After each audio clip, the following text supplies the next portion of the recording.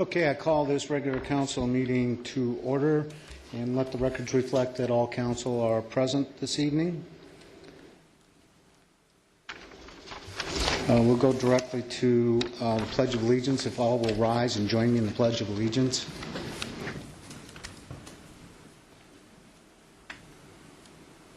I pledge allegiance to the flag of the United States of America and to the republic for which it stands, one nation, under God, indivisible, with liberty and justice for all. Thank you very much. My understanding on the from several council people is that there is no report. They'd like to forego that. Is there anybody that? Okay, we'll forego the report. We do have a couple of things, and one of the things that really gives me pleasure, and I think it does the entire council, is that, well, recently we regretfully accepted the resignation of Quality of Life Commission member Ken Christopherson. He's here this evening with his lovely wife, Pat. And Ken, you're going to be truly missed. During Ken's tenure, he assisted with the creation of the city's first revitalization plan. The implementation of this plan led to many revitalization projects through the City of Surprise that helped to protect and enhance the quality of life for many of our residents. And Ken will be remembered fondly for this quiet compassion and steady leadership that he provided. We have a presentation of a plaque to you, Ken, for your wonderful service.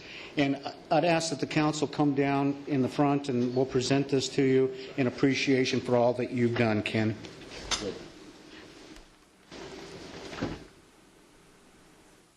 Very much. Oh, go ahead.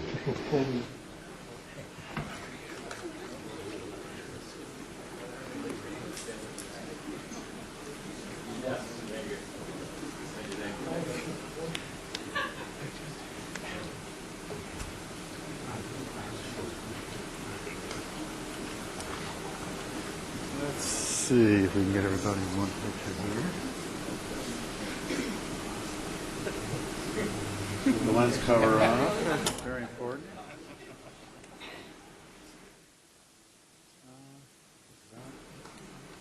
Okay.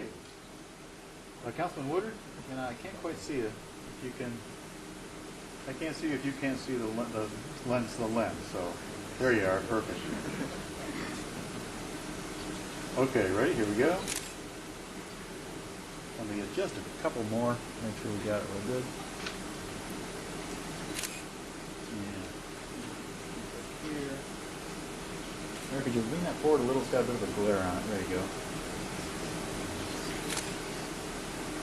Very nice. Thank you.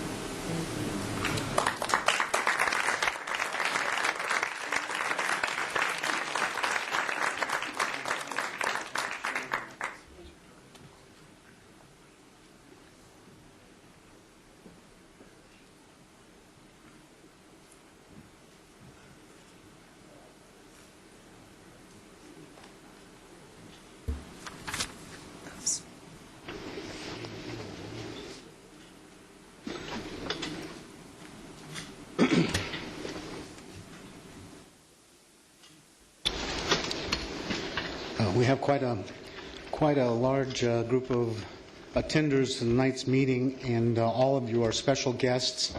But we have one special guest in particular, Miss Teen Surprise, Naomi DeBrito. And Naomi, would you like to come up and introduce, say hello to everybody, maybe say a couple words?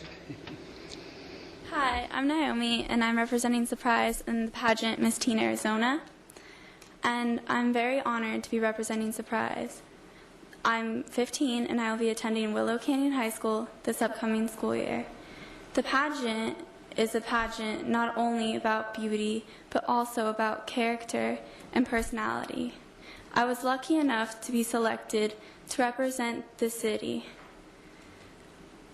Part of the pageant is looking for sponsorship and exposure. I would like to thank you guys for letting me represent the City of Surprise. Thank you. Thank you very much.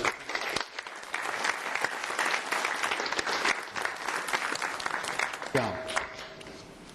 Okay, Mr. Woodard, I believe you had something you wanted to report on under current events? Actually, it's not something to report. It's something to just announce. John and I, we share coffees on the second Saturday of every month. And the month of July, the council will be on vacation. And the month of August, we will also, John and I will also be on vacation on that second Saturday. So we will begin our coffees again in September over in the council community room, which is right behind this room. And we just don't want somebody to show up and say, hey, where is everybody? So we'll be back on a regular schedule of the second Saturday of every month starting September. Thank you. And Mr. Alton? Yes, just on the same note, our council conversation, or our coffee, is at Cimarron, and I will be joined, or I'd be glad to join Jim Biondo on the second or the first Tuesday of the month from 10 to 12 at the Cimarron Center in Sun City Grand. And I welcome Jim, and I look forward to having these meetings the first Tuesday of every month. Thank you. Okay, if there's nothing further, we'll turn this over to City Manager for his reports. Mayor, two different reports. First, if I may, I'd like to invite Chief White down to talk very quickly. We have a July 4th holiday coming up, and we've had some questions come up, from residents and from council members regarding fireworks. And Mayor, if it's all right, maybe have the chief give a quick update on how, the fireworks protocol and ordinances here in the city. Thank you. Mayor and Council, if you recall, back in 2010, the state legislature passed a law that allowed for the sale of consumer fireworks. For the most part in the state, the fire service was opposed to the use of consumer fireworks due to the state of Arizona has been in a 15-year drought.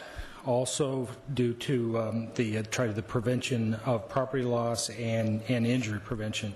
Last December, you passed an ordinance that prohibited the use of consumer fireworks. The city really had no local control as far as the allow of the sale of those, so that's why you see them have tents and those selling them now. So we would like to remind residents of Surprise that they are prohibited, that you cannot use them in the city of Surprise, and I'm only familiar with only 2 West Valley cities that do allow it on private property only, and I believe that's Glendale and Litchfield, I believe. Thank you very much. We appreciate that update. Mayor, just one other note. This was handed to me by Ken. One of the recent council meetings that the council had requested that more information go out there on property tax rates. There's been a lot of questions, and there was a discussion here in the council meeting, and they had requested that some more communication and information go out to the residents. Ken and his crew put together a great website and some information. We announced that, and so far in the last 6 days, we've had 205 people go in and look at that website. That's a little over 30 to 35 people a day, and those are unique hits. For the redistricting as well, which was launched the next day on the 23rd, they've had so far a total of 105 unique hits. So just as a quick update on some of the issues going on here in the city. So that's it, Mayor. Thanks. Thank you very much, and I know that the council, all the council, appreciates the information and how it's disseminated to the public and how we take their input on various items. So thank you. Thank you. We'll turn this over to City Clerk Sherry Aguilar for an update on the elections.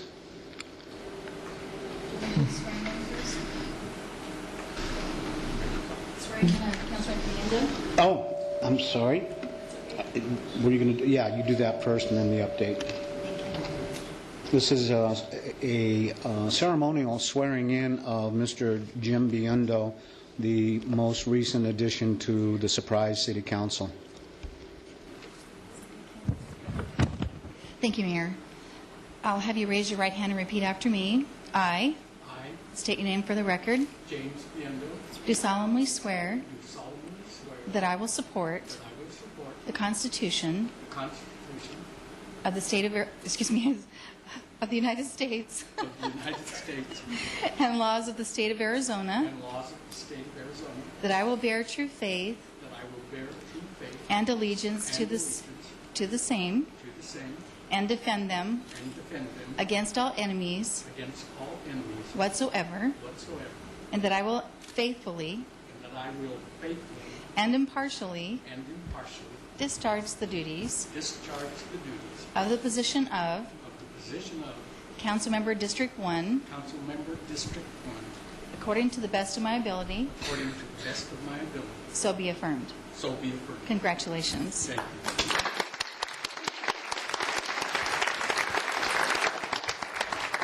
I've only done that 100 times, Mayor.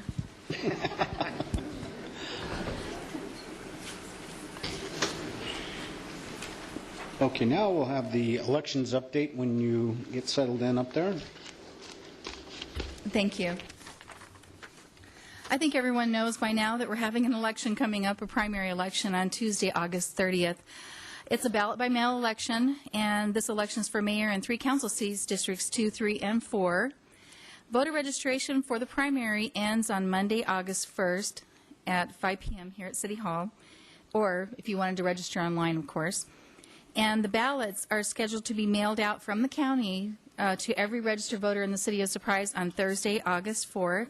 So you'll probably get those ballots by Friday or that Saturday. City Hall will be the only polling location here, and it's called a provisional ballot location. And what that means is if you didn't receive a ballot or your ballot was damaged or you received the wrong ballot, you can come into City Hall and vote here in person. And hours of operation will be Monday through Thursday, 7 to 6. And on election day only, we'll be open from 6 a.m. to 7 p.m., same as a regular election for those last-minute voters or someone that didn't receive a ballot. For more information, we have information on our website, surpriseaz.gov, under the City Clerk section. Or you can go to the Recorder's website, recorder.maricopa.gov, for more information. Thank you.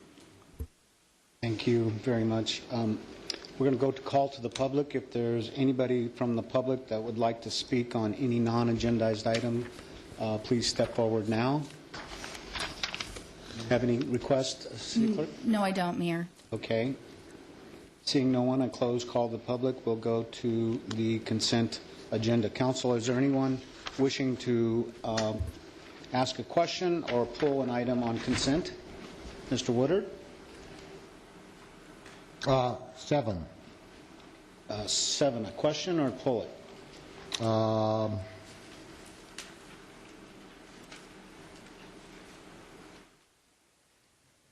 Question. Mr. Beckley, if you will. Yes.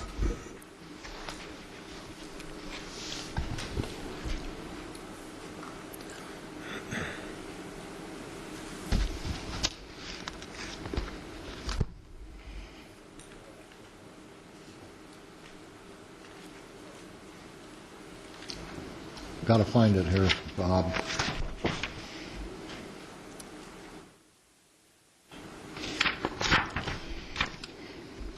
I think it was,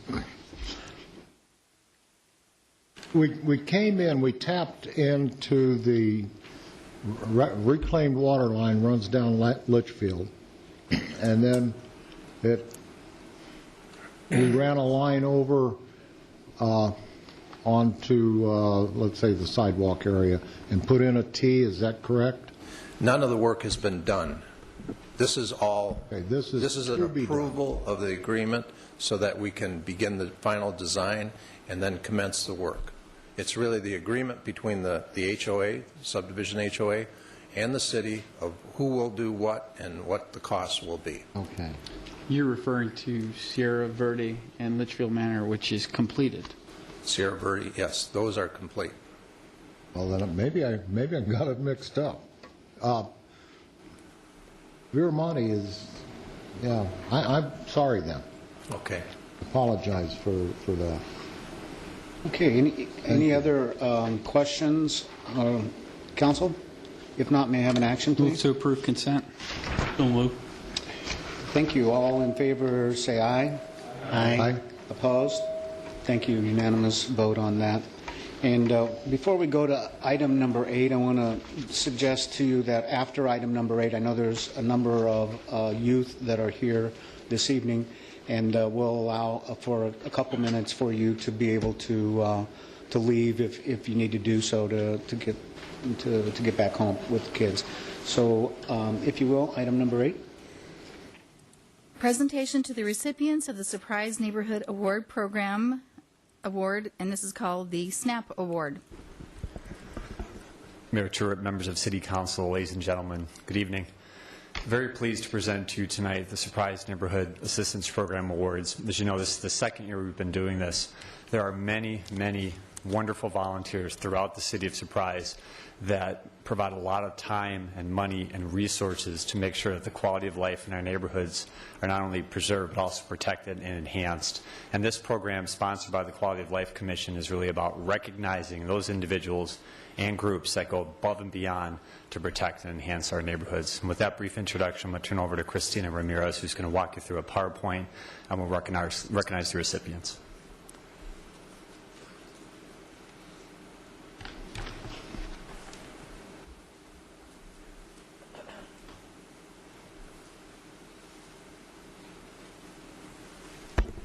Good evening, Mayor, members of the council. Sorry, I'm old school, so I still have to stand. Again, we are very proud to present this program every year, and as you will be well aware tonight, it has expanded, which is a wonderful thing, because not only are more people doing great things to invest in their community, but they are being recognized for it. So we just want to talk briefly about the award. The idea of the award began in September of 2008, and it was adopted as part of the Surprise Revitalization Advisory Board strategic plan. It was designed with the intent of recognizing outstanding neighborhoods and residents who have made great contributions to the quality of life of our residents. The nominees for each category were reviewed and selected by the Quality of Life Commission. We do receive the applications and of several applications under each theme, and they have to make a very hard choice as to who is going to receive it that year, but that does not mean that every nominee is not deserving of the award. With that, our first awardee, unfortunately, was not able to make it tonight because he has, in fact, recently moved, but that doesn't take away from the fact that we do want to recognize his efforts. Our first recipient is Robert Cross for Outstanding Neighborhood Leader. This gentleman was greatly committed to putting together and working with the Surprise Compassionate Group, which is a group of different faith organizations that come together to try to make a social supportive network within Surprise. He did donate many hours to it, but recently has moved to Boston, so is not able to receive this award, but we definitely will be able to mail it to him. With our next awardee, what I'm going to do is ask if the mayor will join us, and Vice Chair Chet Chikoskis from the Quality of Life will join us as I call each awardee up so that we can go ahead and take a quick picture. The first awardee that we'd like to recognize is Marley Park for their Community Cares program as an outstanding neighborhood. We'd like to invite Carrie Gaunt, Jen McSweeney, Valerie Jackson, and Bill Adams up. This group worked to organize residents in creating a social support network within their community and touch the lives of countless neighbors through programs such as the Get Well meals, military support, and stork visits.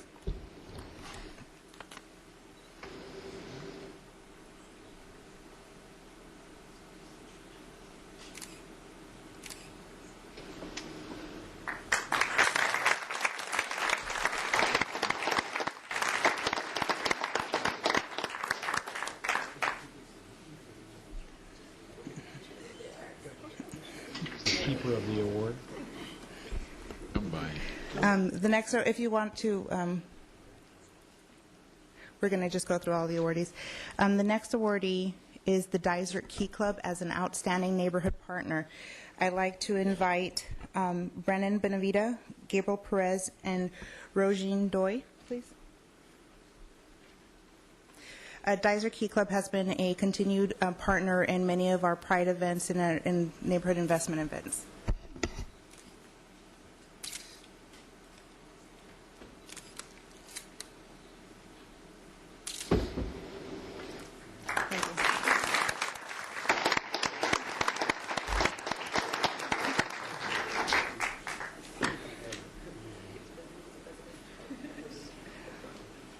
I think that goes to Miss Poland, actually.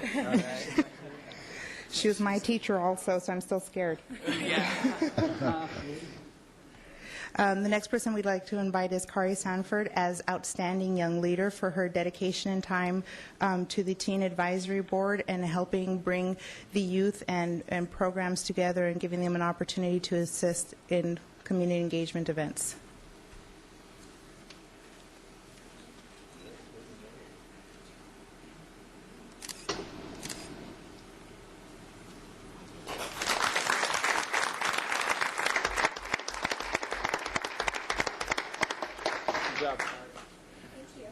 Next, we'd like to invite Mr. Jeffrey Keegan, who is also an outstanding young leader in the community who has donated countless hours to several civic groups in the city, as well as assisting with Pride Days and Relay for Life.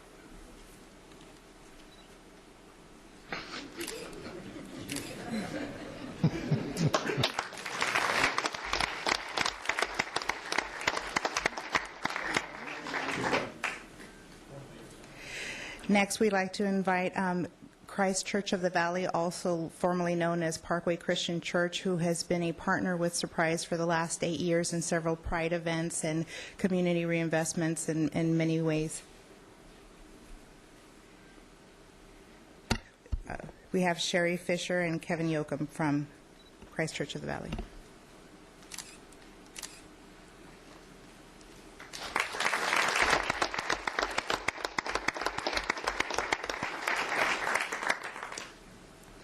Next, we have the Church of Jesus Christ of Latter-day Saints, both Surprise and Surprise North Stakes.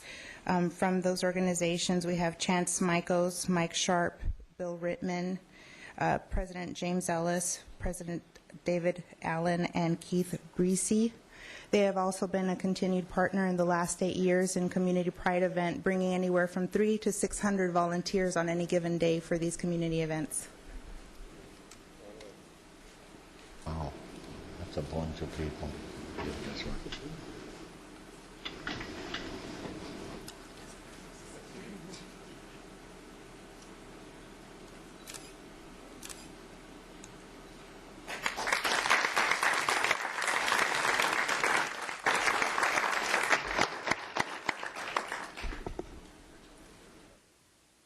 That concludes our presentation to 9 different winners for the 2011 SNAP Awards. Thank you. You've made a difference.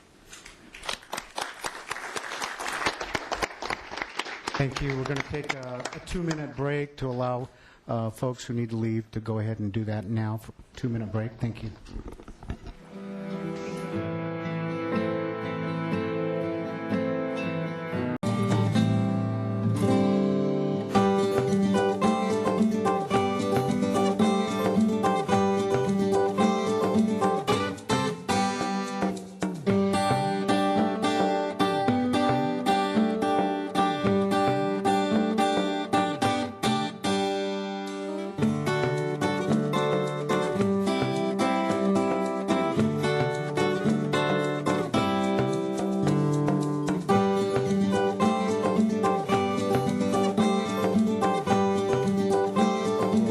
Entire community.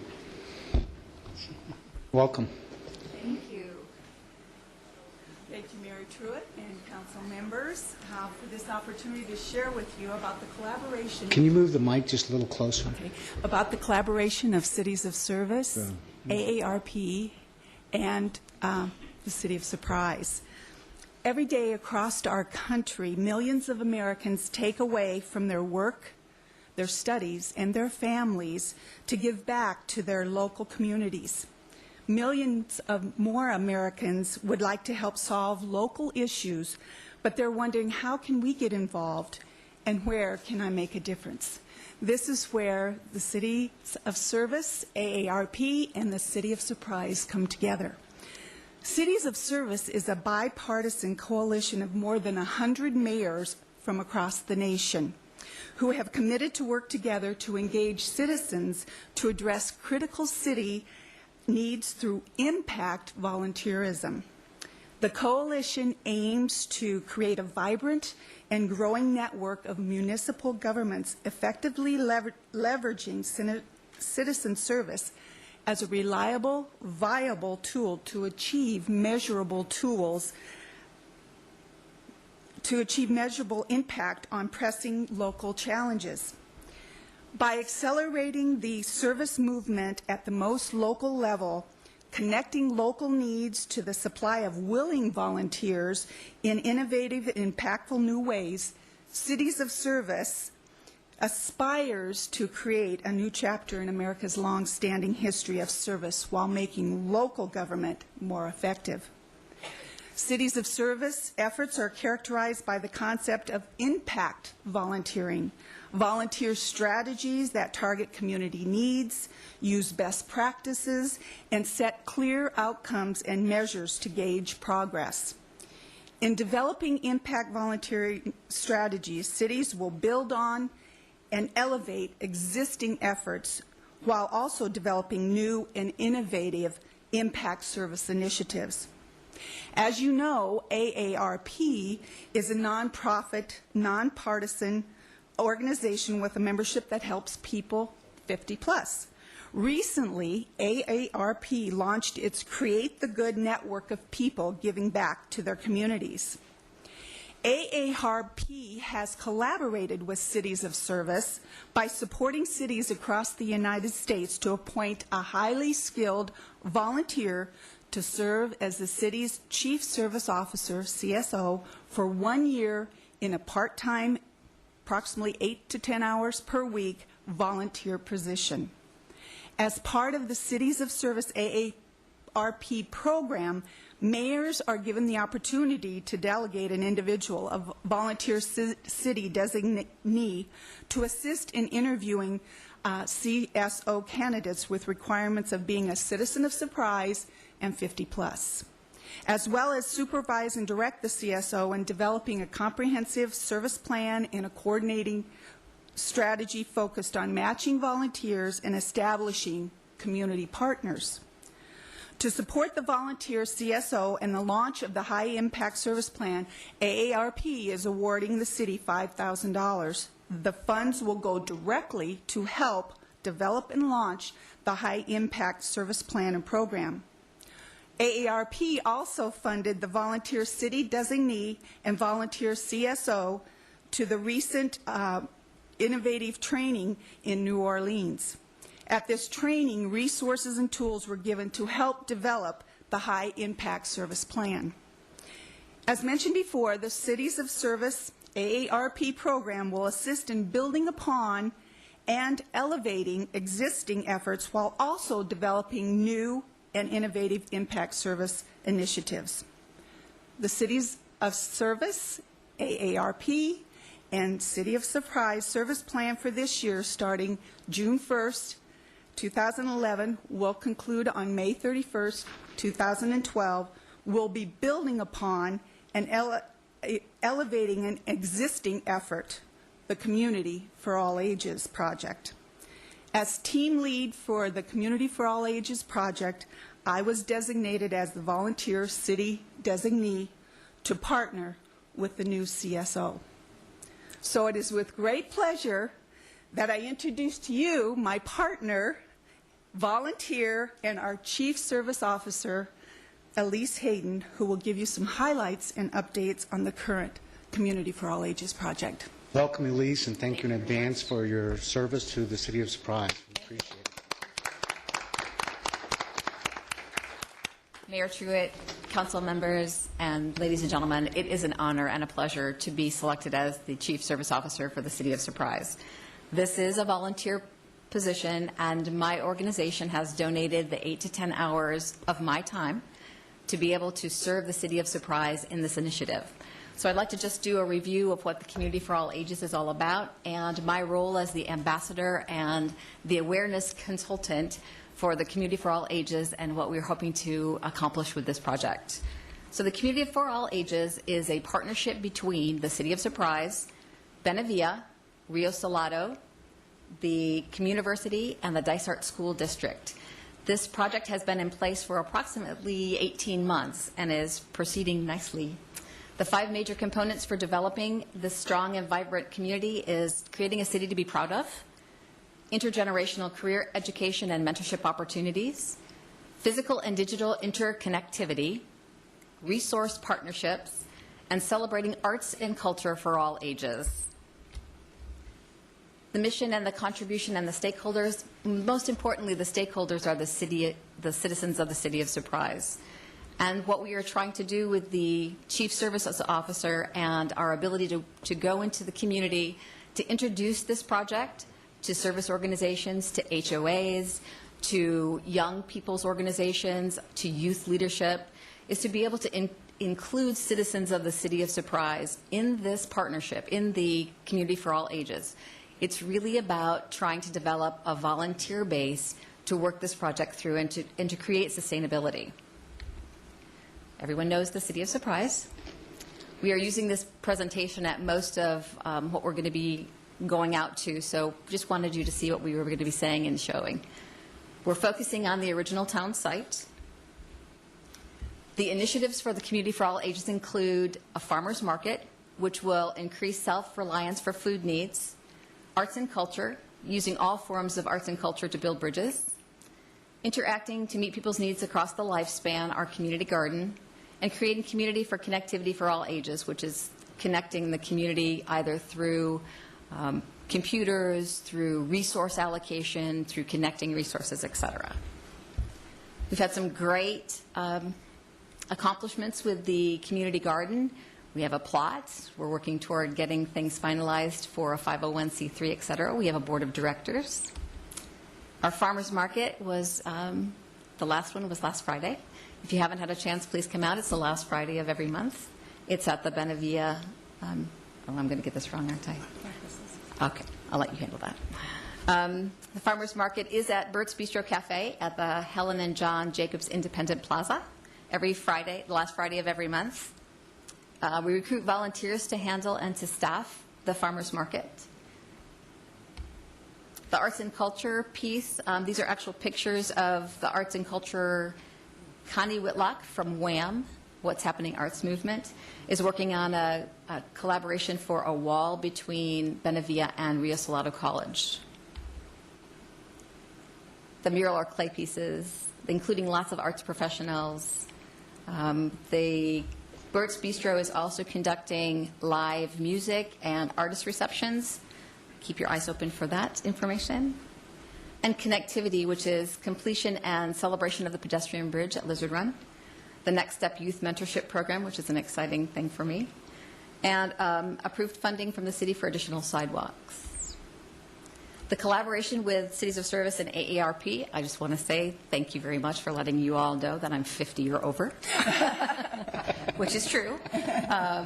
Has been an exciting adventure because it is a volunteer position. I'm committing to 52 weeks of service to the City of Surprise, and I'm looking forward to every moment. So thank you very much. Well, thank you. Before you leave, I'd like to expand just a little bit on the art project because that's pretty exciting. We're including students from Thompson Ranch School. Correct. And it's going to be a tile mural which artists have designed, correct? That's going to go on the wall behind the community garden. And volunteers or residents can come in and create their own tiles and paint them and fire them, right? Yes, correct. So it's really going to be a community effort. And that schedule will be coming out sometime in the middle of July for the opening for being able to come in and create those tiles. That's great. That's just one exciting aspect of the Community for All Ages project, and we appreciate your service to the city. My pleasure. Thank you very much. Thank you very much.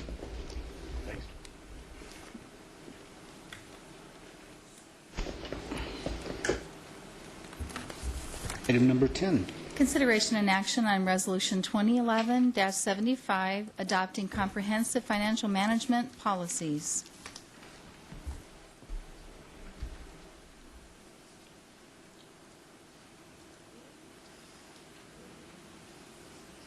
Good evening, Mayor, members of City Council. We have in front of you tonight another component of financial elements tied not only to this year's budget but also to next year's, which is adoption of comprehensive financial management policies. We first brought this issue to Council at the beginning of the fiscal year 12 budget discussion back on March the 1st. where we provided you a draft of the policies. I'll talk in a few more slides about some of the specific edits we made based on the feedback that City Council provided us. But as a reminder, and as far as we could tell in terms of looking back through the history, we've had financial policies in our comprehensive annual financial report and our budget document, but we never found evidence that the City Council had actually adopted those policies. So what's in front of you tonight are some of those things that were previously in our own documents, plus what we've added based on what we've been through over the last 10 or 15 months. So hopefully with that you can have some perspective of, from my perspective, this is, as I look back on the fiscal year 12 budget process, this is one of the things I'll remember is we look for adoption of these policies as they become a lot of the guiding principles, if you will, in terms of for staff and for council. And that's really what this slide is about, is why do you do it? It helps to support the City Council strategic plan, your goals, and your objectives. It certainly is an increase in, results in increased public confidence, accountability, and transparency based on the specifics of the policy. And it not only talks about what we do, but it also in some cases talks about why we're intending to do what we're doing. It's a resource to us. It's absolutely a resource to me as I try to frame policy issues for the city manager and the City Council. It's strongly recommended by the agencies and the organizations that we look to for leadership, ICMA, GFOA, and the bond rating agencies. It's outcome focused. They're prescriptive, but they're not too specific, meaning they're policies, they're not procedures, they're not administrative regs, they're outcome based.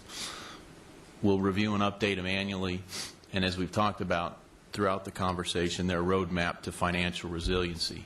And we've got a few financial policies that are directly related to some feedback that Council's provided us, such as you want to see all interfund transfers and you want to see all interfund loans. So visually, this is going to help us get from where we are today to where we want to be, an environment, and in an environment where we have adaptable to change and we have characterization or characteristics that allow us to be flexible and move through any and all types of financial situations. The financial policies themselves are broken down into 5 different categories. There's operational management, there's capital management, debt management, a minimum fund balance, which is a new term based on some new accounting regulations that we've got to adhere to, and then financial reporting. Overall, there's 43 individual policies, and when we first had this conversation in March 1st, we went through some of the highlights. I'm not going to repeat that. What I want to do is really focus on on a few of the ones that are the most pertinent now, and we're at the direction of the City Council. And that's really the 2 that we've highlighted on this particular slide, which is all transfers between funds must be approved by the City Council. So with the adoption of any budget, you're going to have expected transfers. For example, we transfer money out of the general fund to our general CIP to help fund our capital program. And so what this is telling us is that any transfers that weren't a part of the original budget, we need to come back to council at the appropriate time and get your authorization to do it.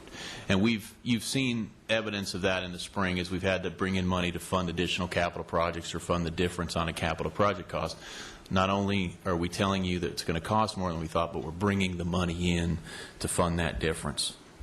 And then similarly, about a month or so ago, maybe not even that long ago, you approved all the interfund loans that we needed as we prepared to deal with the new impact fee legislation. So we've got those done for now, as we think, and then as we go to close out the books for fiscal year 12, we'll probably have to come back and tweak those, some of the loans, and get more specific on some of the amounts, but those will be returned to council as a result of this policy.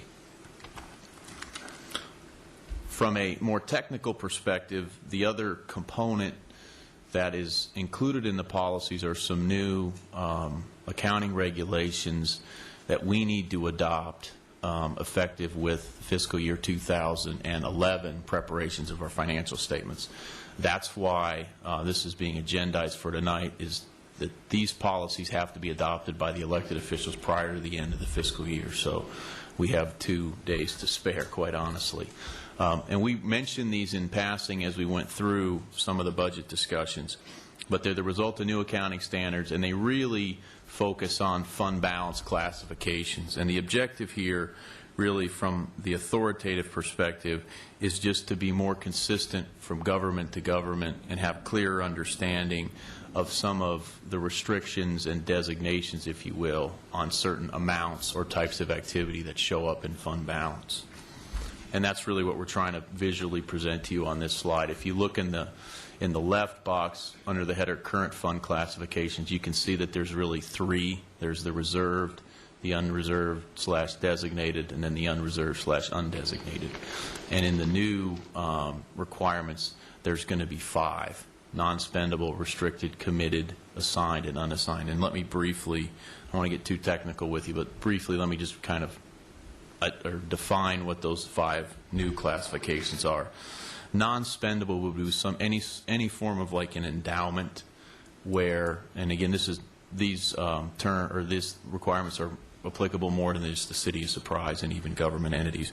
So any kind of inventory or endowment in a fund balance that is absolutely not spendable other than for the specific reason for which it was created, like an endowment. You can't spend it for anything other than which the grantor wished.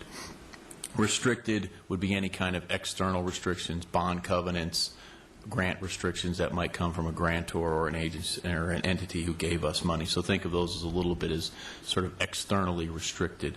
Committed really is by the decision of the City Council, and we'll explain. We have 3 specific instances of those applicable to the City of Surprise. Assigned is more of an internal technical classification that we're recommending through the policy that the authority is given to the CFO to make that determination if something really needs to be classified as assigned. And there's not too many examples of that. We've got one for you just to put that in perspective. And then unassigned is everything that's not one of the 4 above it. So as we go through and you start looking at the fiscal year 2011 CAFR, rather than seeing the terms on the left, you'll now start to see those terms on the right. And the unassigned is the equivalent sort of what the unreserved, undesignated used to be. That's everything that's left for the will of the council. I want to hone in on 2 of the definitions because they really relate. One is to make sure the council understands what its responsibility is relative to committed fund balance, and then its responsibility to assign the definition of the assigned fund balance. So the committed fund balance is basically amounts that are constrained by the highest level of a decision-making authority. In our case, that's the City Council. If it was the state, it would be the state legislature. In order to be used for the purpose outside of the committed purpose, the amounts and change in the use must be approved by the City Council. Formal action to commit fund balance must be taken prior to June 30th. That's the deadline that I was referring to earlier. So in our case, here at the City of Surprise, we really have 3 instances that are committed fund balance. The first is the one that's on the screen here. It's the 1.5 dedicated construction sales tax for transportation. In other words, when council enacted that tax, you said it can only be used to build transportation-related infrastructure. The second one that we have that's not listed is you have a concept of vehicle repair and replacement that says we will set aside enough money to repair and replace our fleet as their useful life comes due. And then the third one you have is relative to the bed tax, where you say of the 2.52% bed tax, 1.5% goes to the general fund, and the remaining 1.52% goes to the bed tax fund to promote tourism-related activities. So by adopting these policies, you will be sort of memorializing, consistent with the new legislation, your intent in those 3 areas. And then as it relates to the fund balance, really what the policy is proposing is that when it's applicable, and there really aren't that many cases in which it'll be applicable to us. The only example we could come up with is in a case where we have grant money and we receive that grant money in advance of whatever it is we're supposed to use the grant money for. We earn interest on that grant money. And the concept here under assigned is that the CFO would assign that interest revenue to that grant purpose. It doesn't necessarily have to be, but from an administrative and technical perspective of kind of keeping our books, the CFO is in the best position to make that determination and sort of use that extra money in that for the spirit of the grant. So as I said several times, we don't see that'll be a often used or assignment, and because it's so technical, it's probably best positioned at the staff level with the CFO, although quite honestly, in full disclosure, it could be done by the City Council. To my knowledge, most of the cities that are taking action on this are assigning that at the staff level because it's more of a technical decision that needs to be made in real time as opposed to what we talked about earlier with the Council about committing sales tax revenues and some other things. So those are really the two highlights that I wanted to bring to your attention relative to new legislation. So with that, Mr. Mayor, we'll turn it back to the Council. What staff is looking for is approval of Resolution 2011-75 adopting comprehensive financial management policies. Thank you very much. Mr. Hall. Thank you, Mayor. Scott, on page 1 of the comprehensive policies, okay, paragraph 9, I wasn't aware that, or as when we passed the 1.52 increase in bed tax and assigned that to tourism promotion, the way I understood it, and I thought the way the tourism board understood it, and the Hotel Association who came and testified understood it, was that the whole 1.52% was dedicated to tourism, not just 1%. And in here, you've got this thing being restricted. 0.52 is restricted by ARS 9-500-06.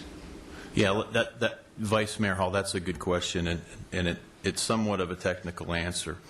What part of the bed tax state statute is that the part of when you have a bed tax, there is a part of that tax that's over and above the regular sales tax that by state statute absolutely at a minimum has to be used for tourism. That's what the 0.52% represents. And so on top of that, then the council made a decision to really dedicate the additional 1% so that the total amount is 1.52. But what this is really getting at is that at a minimum, 0.52% of that absolutely has to be used for tourism. At a maximum, 2.52 could be, and the council's decided that number to be 1.52%. Okay, the original transient lodging tax was 1%. Right. Okay. And then a year and a half ago, we approved an increase of 1.52 for a total of 2.52. Right. But that 1.52 was dedicated to tourism. By the City Council. By the City Council. Correct. Okay. So we got 1% that goes to the general fund. Right. 1.52 that's restricted. Correct. But you're talking about a 0.52 that's restricted by ARS. That language doesn't fit, Scott. Well, that's what I'm trying to. Do you guys understand that? Maybe I'm missing it. It's a component of state statute. It's embedded in our dedication to tourism. So the state's saying at a minimum, this is what you have to have. Am I accurate? Right. What the state statute says is that once you have a bed tax that's in excess of your regular sales tax, right, that amount that's over that amount has to be used for tourism. In other words, you can't take that and ultimately make it look like a sales tax. You have to use that for the promotion of tourism. That, in our case, is the 0.52%. So think of that as the floor, because you have a bed tax that is a higher tax rate than your general sales tax rate. And that you didn't have that when you just had a bed tax of 1%. Mayor and Council, if I may, I think the way to look at that is, in the event at a later date you wanted to do something with that 1.52, the 5.2 statutorily you can't touch. The 1% is a different demon, so to speak, but the 5.2 pursuant to, or 0.52 pursuant to the statute. So they're both, 1.52 is dedicated by the council, but to the extent at a future date you'd want to dedicate it elsewhere, that's when this would come into play. Okay, all right, but the numbers you gave us at the tourism board, where there was a balance that accrued over the last year and a half, that was 1.52%. Correct. Correct. Okay, and that's what the tourism board, and then their policy was 60% goes to events, 30%. Right. Okay, of that whole 1.52. Correct. Okay, so that's the sheet of music they're working off of. Right, and that's essentially what this is saying, is that the council has dedicated the 1.52% to be used for tourism-related activities. Okay, so this isn't counter to that. Okay, I just want to make sure. I got a. Yeah. Oh, on this, you want to talk about this? Yeah. Okay. Because I'm still not clear. At one time, we had a 1% bed tax over and above. And then last year, the Hotel Association petitioned us to increase it. They came to us and asked us to increase it by 1.52%. On the 1% we were collecting prior to that time, was 0.52% of that going to tourism? It was not, because at the time you were doing that, the 0.52 only kicks in because your current rate, 2.52%, is higher than your regular sales tax rate. So prior to you increasing that, the 1% was less than your sales tax rate. Okay. I guess in the long run, it all ends up in the same pot. But well, right now, though, the 1%, the basic 1%, before we passed that a year and a half ago, the 1% just went into the general fund. It didn't promote tourism specifically. Right, and it still does exactly what you said. This policy doesn't change in practice what has been going on since you enacted the 2.52%. And then let me just jump in here with one reason for the clarification. I brought you back to the slide with the new terminology.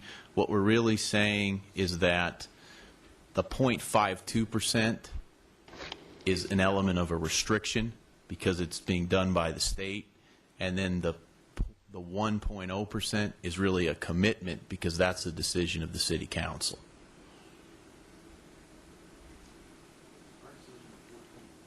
It was 1.52. Well, that was council action. Right, but in retrospect, you really only had the decision on the 1%.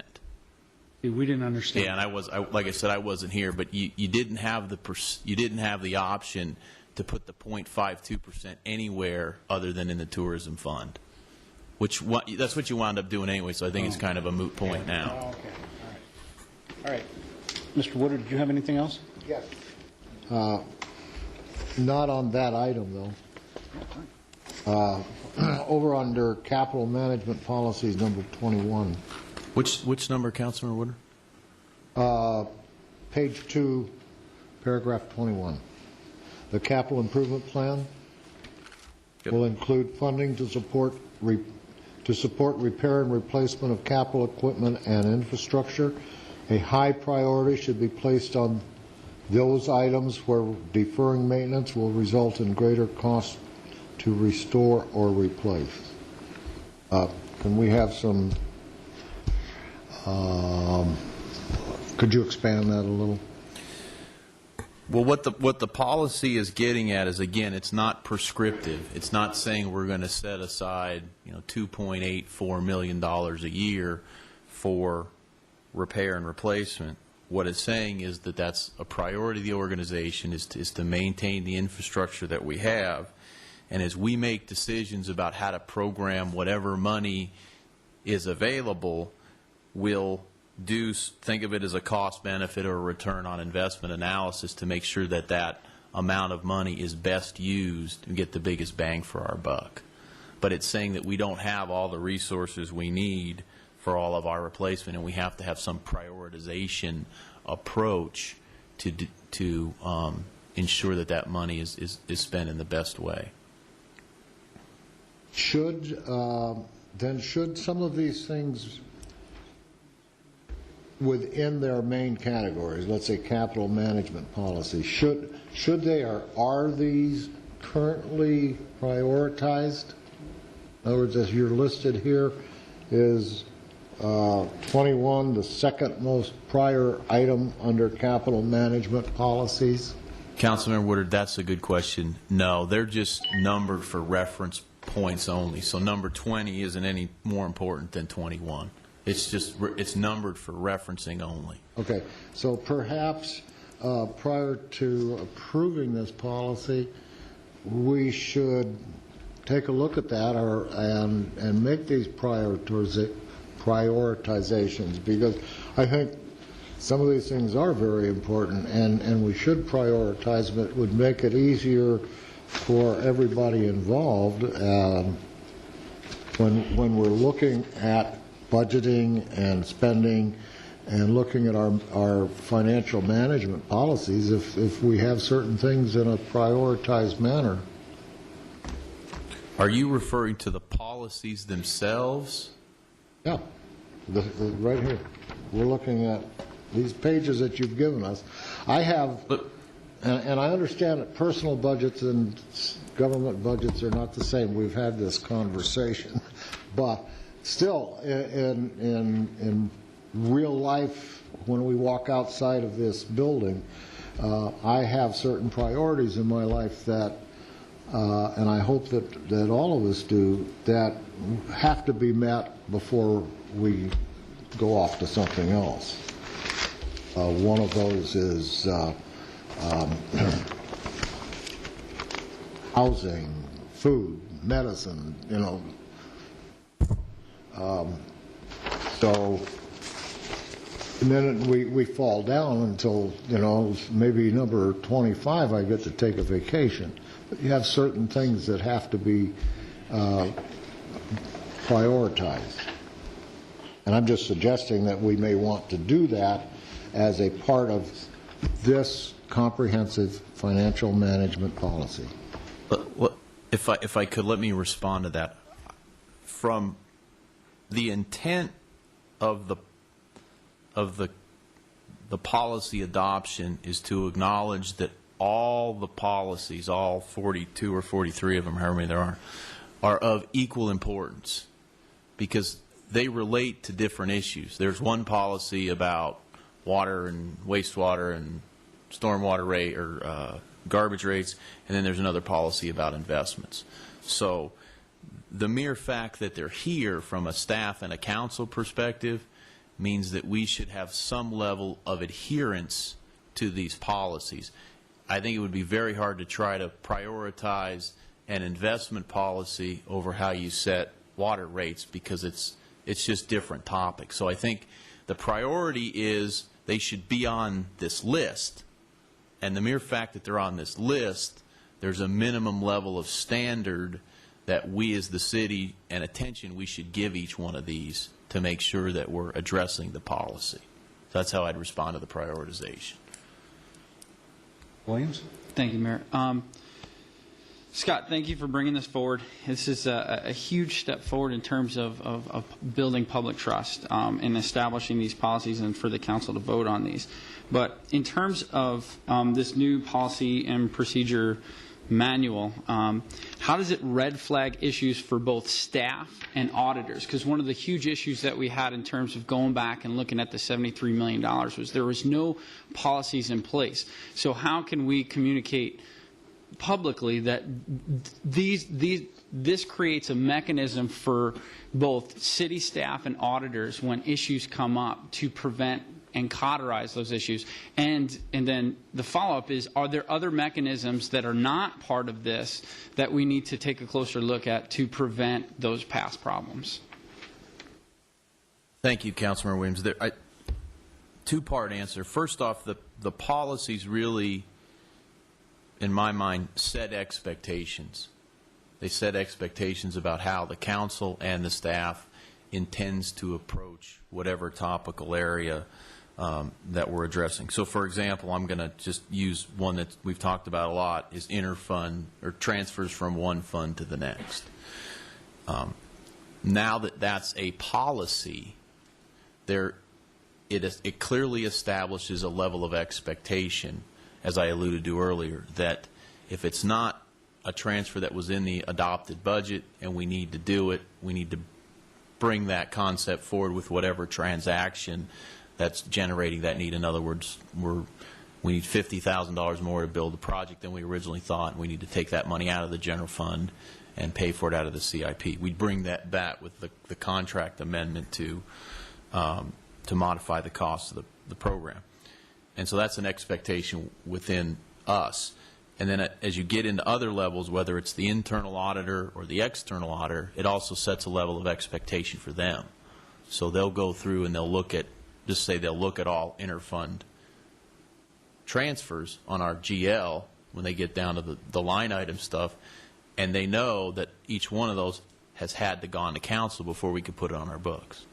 And so I think that's a practical application in our case of it's clear what should be done in order for that to happen, and then there's responsible parties on 2 or 3 different sides to make sure that that's absolutely what's happening. And I think it's an important point that these policies will evolve over time. We may need to add some based on certain circumstances and issues that we're dealing with, or we may need to modify some existing because they don't provide the clarity or the outcome that we originally intended them to be. Thank you. Thank you. Anything else, Council? Is there anybody from the public wishing to speak on this item? No, Mayor. Okay, then if I may have an action, please. Move to approve Resolution 2011-75, adopting the comprehensive financial management policies. Second. All in favor, say aye. Aye. Opposed? Thank you. Mr. McCarty, I know you have several presentations, but if I can beg your indulgence, I'm going to change the agenda order slightly. We're going to take item number 14 and then item number 17, and then we'll invite you to come back and complete your presentations. Thank you. Thank you very much. I appreciate that. Clerk, if you'll read item 14, please. Number 14. Pursuant to ARS 9-50011K, this shall constitute a notice of intent to enter into a development agreement within the meaning of ARS 9-500.05 and a retail development tax incentive agreement within the meaning of ARS 9-500.11 by and between the City of Surprise and Westcore Surprise, LLC. Mayor and Council, Arizona state statute requires cities of our size to provide a notice of intent to the public that we're going to enter into a development agreement, and that's exactly what we're doing tonight, is we're giving the public the notice that we intend to enter into a development agreement on or about August 9th. And with that, I'd ask that you would approve this notice of intent. Thank you. Thank you. Is there anybody from the public wishing to speak? No, Mayor. May I have an action, Council? I don't see any action. Oh, no action. I move to approve the notice of intent. There is an action? Mayor and Council, I would ask that you would take action on this. I'm sorry. Second. Okay. We have a motion and a second. All in favor, say aye. Aye. Opposed? Unanimous vote. Thank you very much. And then number 17. Consideration and action on appointment of Susan DeJong to the Arts and Culture Advisory Board, replacing Jim Biendo, with a term expiring June 30th, 2012. Yeah. Thank you, Mayor. We have the pleasure tonight to introduce you to Susan DeJong, who will be replacing Councilmember Jim Biendo on the Arts and Culture Advisory Board. She was an excellent candidate, and we told her that if an opening came up, she'd be high on the list. So it did come up with Jim being selected on the council, and So I want to introduce you to her, and I'd like to move to approve the appointment of Susan DeJong to the Arts and Culture Advisory Board with a term expiring June 30th, 2012, which was the same as Councilman Biendo. We have a motion and a second. Is there anybody that wants to speak on this? No, Mayor. No, I didn't think so. All in favor, say aye. Aye. Opposed? Unanimous. Congratulations.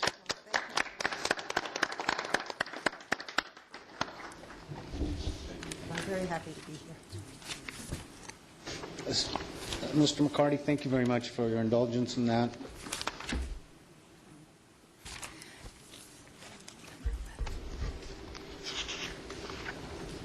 And now we're going to number Item- 11. Yes. Consideration and action on a contract amendment for the professional service agreement with Heinfield, Meach and Company, PC, for the preparation of the city's comprehensive annual financial report, the CAFR, for fiscal year 2009 and 10, in an amount not to exceed $124,438.86. Mayor, members of council, no presentation here, just a quick comment in terms of background. Heinfield Meach was the firm that we hired to help us put the fiscal year 2010 CAFR together. And at the time, with all the issues that we had to deal with, we weren't quite sure what their total commitment was going to need to be, both in terms of hours, which relates to cost. So this is really a housekeeping issue. Now that we've finished the CAFR, we've got their final bills to pay. This really, the intent of bringing this back was to let council know what the final cost was going to be, get your authorization because it goes over the $50,000 city manager's limit. But these services have been rendered and completed, and I do view this as a housekeeping issue that we need to approve. Staff recommends approval to pay the vendor. Thank you. Thank you. Is there anybody from the public wishing to speak on this item? No, Mayor. Okay, Council, Mr. Woodard first, please. Scott, I need some clarification. The CAFR report is not prepared, is or is it not prepared by city staff? It is prepared by city staff. Okay. A while back, I can't recall, it was when the CAFR report was first presented to the council, we did not accept it for various reasons. I asked later on about the acceptance of it, and there was some question because of Bailey.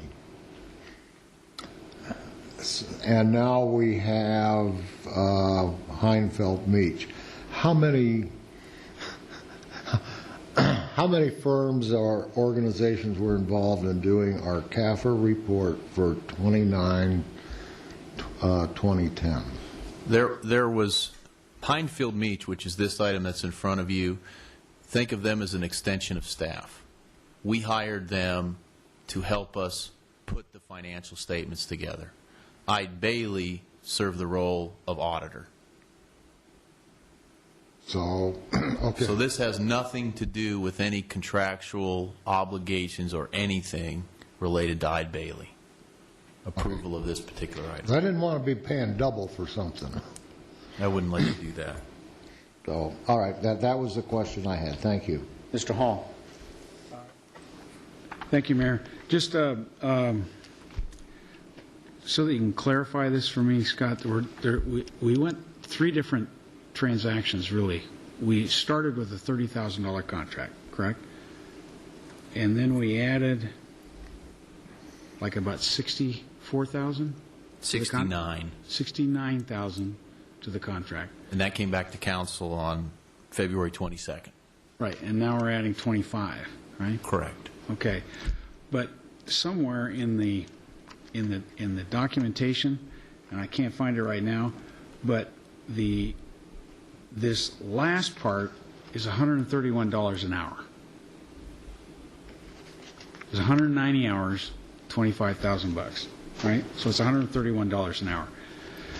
But the time before, the 69,000 was a lot bigger number. So did we have to get partners involved more or higher level in Heinfield Meach to do that $69,000 than we did the $25,000? Is that what we're saying? Yeah, Vice Mayor Hall, to your point, there's basically 5 rates we were paying based on the type and level of staff. Right. And so the bills that we actually paid would have varied based on what type of work they performed. So in a case where if you're doing the averaging, the inference would be that there was higher level staff involved in doing that particular work. So the final, we just had lower staff members finishing it up. Yeah, I mean, part of the final was the, for example, might have been the actual production of the document, which is going to be at a different cost than a partner who's reviewing some of the work. So it's a hybrid in terms of how that But breaks you up. looked at the specific, what they did, how many hours it took them and all that. Yeah, overall, just for context, it was about 700 hours that they performed of various levels of work to help us put the CAFR together. Okay. Mr. Alton. Scott, is this a normal cost to every city? Do they always hire outside people to help construct a CAFR report? No, and Why are we doing it? That was unique to the circumstances that we were facing and the timeline that we were under at that time. But and I yet- would not assume, or I would not expect us to hire a firm to put together future CAFRs. But remember, this is the case where we had to go back 10 years on certain transactions, and we needed some expertise to help us do that. So we really didn't know the scope of work when we contracted out that work. The scope of work evolved. It was like peeling back an onion. And that's why the extra $25,000. That's why the extra $69,000. Correct. How often do we get in contracts that are predicated on time? I mean, that the scope, I mean, could be an unending thing. To answer you, because the only time you would see that is some sort of an emergent situation where we're trying to fix something and you got to keep going to find what's actually broke. And so maybe that's a water main. In this case, it's financial information. And it would have been impossible for us to have a good estimate because every step we took told us we had to take 3 and 4 more. And we didn't know we were done until we were done. Okay. So. All right. And I believe council, that was pretty much council directed, is that we wanted you to continue to get to the bottom of the issues. Mr. Woodard. Scott, has the CAFR report now, has it been submitted to wherever it had to be submitted? Are we over and done with it? We, the city, have sent it off to the Government Financiers Officers Association for their certification and review. The City Council has not formally accepted that, which ironically enough is one of your financial policies. That element is surrounding itself with our situation with Eide Bailey. And so we would hope that both of those issues could be resolved simultaneously and hope to do so in the near future. Okay, but we have sent it to the appropriate agency. Yeah, again, because we were under a timeline to make that submittal. All right. Thank you. Thank you, council. Any further comments or questions? If not, may I have an action? I move to approve the contract amendment for professional services done with Heinfield Meach and Company, PC, for an additional $25,038.86 for a total contract not to exceed $124,438.86. Second. Motion and a second. All in favor, say aye. Aye. Opposed? Unanimous vote. Item number 12. Consideration and action on a contract for professional services agreement with Larson Allen LLP for the city's financial audit for fiscal year 2010-2011 in an amount not to exceed $91,805. Good evening, Mayor, members of Council. Keeping with the audit theme, this item in front of you tonight is a contract for our new audit firm, which would do our audit beginning fiscal year 2011, current year, plus 4 additional years. Let me talk to you a little bit about the process we went through to hire the audit firm. And sitting next to me, we have Sandy Cronstrom, and I'm just going to ask Sandy to talk a little bit about the firm, Larson Allen. The council and the city are familiar with Larson Allen. If you'll remember, back in the winter of 2009, they did that specific review of some of the buildings that were built here relative to procurement and those kinds of things. And they were also asked to do a transaction process audit where they came in and looked at our payroll system and our AP. So Larson Allen, specifically Sandy, is familiar with our situation and our processes, which was helpful. What we did in this case is we did a request for qualifications process, where we basically went out to the market and asked audit firms to submit their qualifications to us. So it wasn't necessarily the first run at this, wasn't a price-based decision based on our circumstances and what we've talked to council about. We really wanted to find a partner here who for the next 5 years understood where we had come from and clearly understood where we were trying to go. So we used the RFQ process. We had 4 submittals. We narrowed that down to 2 firms, interviewed 2 firms, and have selected for your adoption tonight Larson Allen. As I said earlier, we're looking for essentially a 5-year contract with them, coming off the heels of having Ide Bailey for 10 of the last 11 years. So with that, I'm going to ask Sandy to tell you a little bit about her firm, some of who her clients are, and some thoughts she has about us and how she's going to approach the audit. Good evening, Mayor and members of the council. As Scott mentioned, my name is Sandy Cronstrom. I'm a principal at Larson Allen. And just to get some perspective for you guys on why is a Minnesota firm coming to audit the city of Surprise in Arizona. I had started my own firm about back in 1987, specializing in governmental audits. I had that firm for about 22 years when Larson Allen approached us to acquire our firm to give us a little more horsepower in the market and to allow us to have more resources as far, computers, staff, those types of things. So 2 years ago, we merged with them. My firm had about 20 employees, most of which still work for the Larson Allen Phoenix office, all of which were hired mostly right out of college, specializing in governmental audits. That's all that they do. That was one of the items that appealed to us mostly about Larson Allen is we all specialize in certain areas, whether it's manufacturing, nonprofit, and government.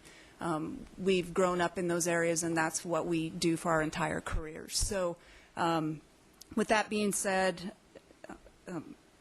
we also have a lot of other resources that we didn't have as a smaller firm.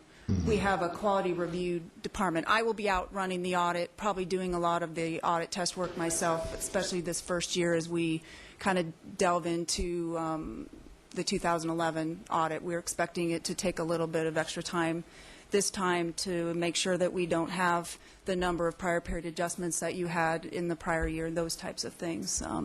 So not only will I be doing work, but reviewing the work of my staff. There's another principal in Minnesota that does a completely different quality review on all of the files, whereas she would pick it up and say, did you think about this? What about this? And that's very helpful for me because sometimes you get in the middle of things and you don't always see things for what they are. And also, if we have an issue here at the city that I don't know the answer to, I have an array of people that I can call. We have a pretty big practice in Minnesota that specializes in government. We do about 730 government entities per year. Pretty big practice in Florida as well. So that's basically who Larson Allen is. I've been doing this for 28 years. Started my career at the Auditor General's office for about 4 years, had my own firm, and now been with Larson Allen for 2 years. Two of the clients that I think probably are comparable to you guys, we have done the City of Scottsdale's audit for the past 10 years. This 2011 year will be the 11th year that we've done their audit. We also do City of Mesa. I'm working on that audit as well. It'd be coordinating that between you and the City of Mesa. And this will be the 7th year that we've done them. So we feel like we have the experience and the knowledge to be a partner with Scott and his staff. Really looking forward to working with them. You've put together a fabulous staff, and we're very much looking forward to doing the audit. Thank you, Vice Mayor. Thank you, Mayor. Just a couple of things. Tonight we're approving the contract for fiscal year 2011 audit. Correct. For $91,805. And then you see that coming down somewhat over the next subsequent years, because this year is unique in terms of its complexity to do the audit? Is that? That's how we felt when we had originally bid on the audit. We had estimated, I think, 660 hours for the complete process. And after we had had a chance, in the meantime, your 2010 CAFR had been released, and we saw the issues that had gone on during that audit, felt that probably was going to take about 20% more time in that piece of it, the actual auditing of the CAFR itself, not so much the federal compliance. We didn't really see issues with that. Okay. So for the first year, we're expecting extra time. We wanted to build that in. We wanted to make sure we had it to spend here, and then we feel like we'll be able to, you know, after we get our feet wet a little bit, back off. I mean, I read through your agreement, and, you know, it seems like a pretty good agreement. The only thing that and I don't know exactly how to phrase this, I think we want unvarnished information. I don't want it to get diluted in some way to where we don't understand some of the problems we got. In other words, I understand Scott will correct them, but I want to know him, even if he's correcting them. Right. Get what I'm saying? Right. Okay? So I don't want to wait. I don't want to get a nice, pretty picture, and really there were 15 problems, and yeah, we fixed them, but do you understand what I'm saying? Yeah, as a part of the process, we will issue what are referred to as the single audit reports, because you received and expended more than $500,000 of federal dollars. So if we were to find anything what we term material weakness or a significant deficiency, that's where those types of items would be reported. We also, if we found some minor issues along the way, we issue a written management letter as well. Okay. And do you find any uniqueness about Arizona versus other states you're in? I've only worked in Arizona, so that's okay. That's all I know. So that's all you. Yep. Okay. Yep. And I know Scottsdale. Didn't they have some kind of a treasurer in Scottsdale? They do. And how did that work in terms of communicating with the city council? Did the treasurer sign off on it also, or did you report? The city of Scottsdale actually has an audit committee that we do a formal presentation to, and they accept the report. And that's made up of who? Who's the audit committee? Members of the council. Okay. Yeah. And how does that work for you? Does that work pretty good? That works pretty well. Yeah, Mesa has that. It's just a smaller group of council members. Yeah. You can get, you know, typically with members that have more of a financial background, that have a Sure. deeper understanding of what is actually in the report. Is pretty overwhelming to be looking at a 150-page CAFR and know what page you're supposed to be looking at, what you need to know. Well, this might be a separate subject, City Attorney. So, but you know, I like that audit committee approach. I just think we need to know more. That might be and it's not second guessing Scott, but it's just we want to know more. And item number 18. Put it on a future agenda. Because okay, that's all I got. Let's see the testing guidance, the PPC guidance. What does PPC mean? What does it stand for? Publishers practitioner. I'm trying to PBC. PPC. It's on. It's the guide. There's no page number. They produce. Page 8. The audit programs that we use, and every year they come out with guidance for us as far as. That determines your tests, how many tests you do. Correct. On a certain. Yeah, it gives us guidance in areas. For instance, it'll say if you're auditing cash, these are the types of procedures you might want to perform, and there's different levels of those procedures depending on on, the risk factors involved. We might do more extensive work in a certain area based on, the internal controls you have in place over those, or. Okay, I get it. The IT, So that's just a guidance that we use. Sure. Yeah. The IT specialist, you say you have a highly skilled IT specialist. That's an added cost to give us feedback on our IT? Yes, it would be. We have a gentleman out of our Minneapolis office who comes out and does tests of your IT security. It's amazing what they can do. It's pretty interesting. Interesting. Pretty interesting. That's okay. Yeah.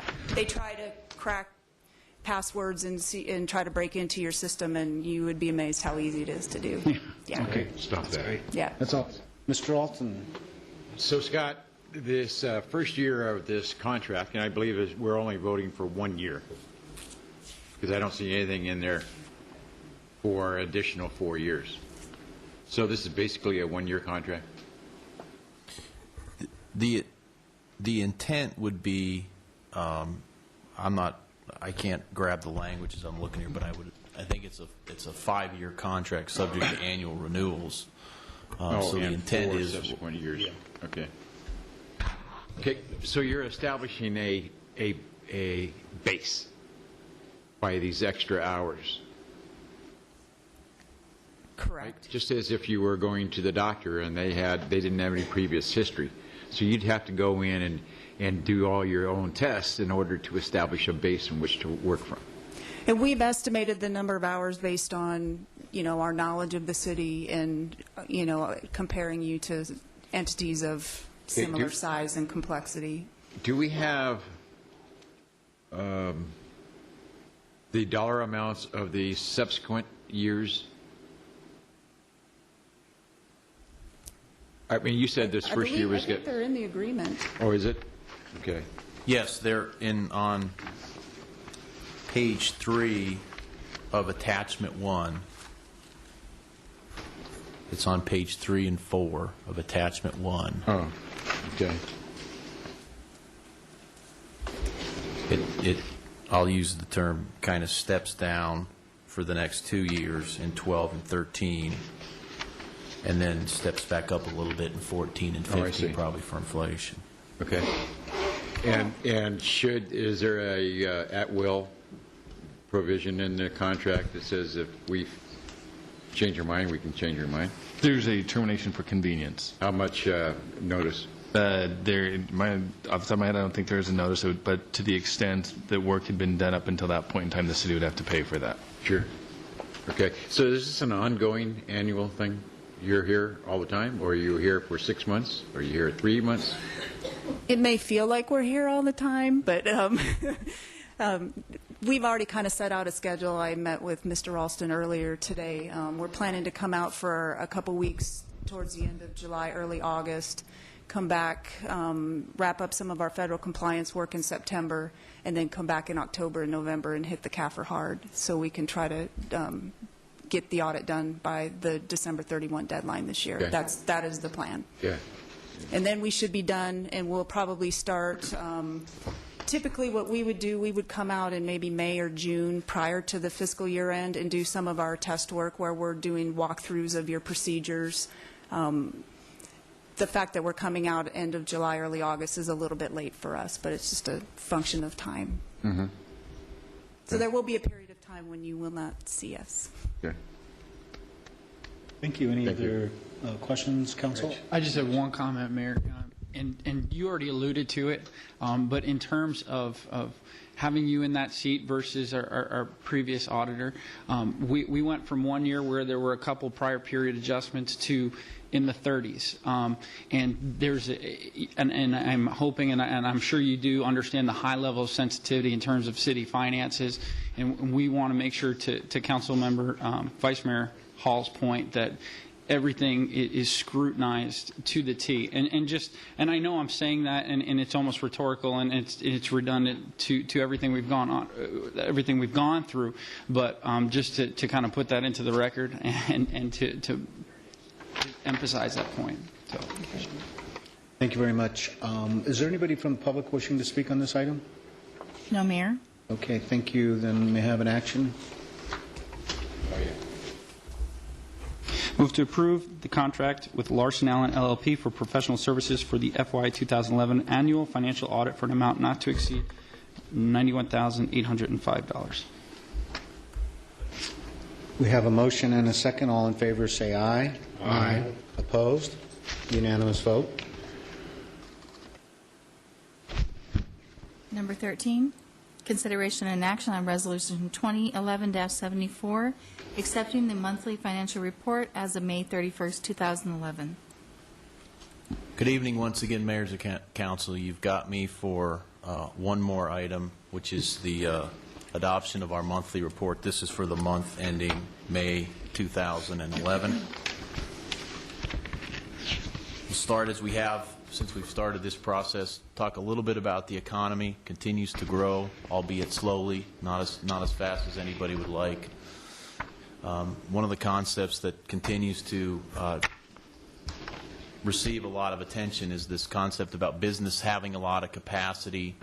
They're not yet forced to expand or have to hire more workers. So that's why we keep seeing the unemployment rates kind of hovering where they've been. And some other business indicators is that business just hasn't, the demand just isn't there, that they have to go kind of to that next level and operate more and then ultimately hire more workers.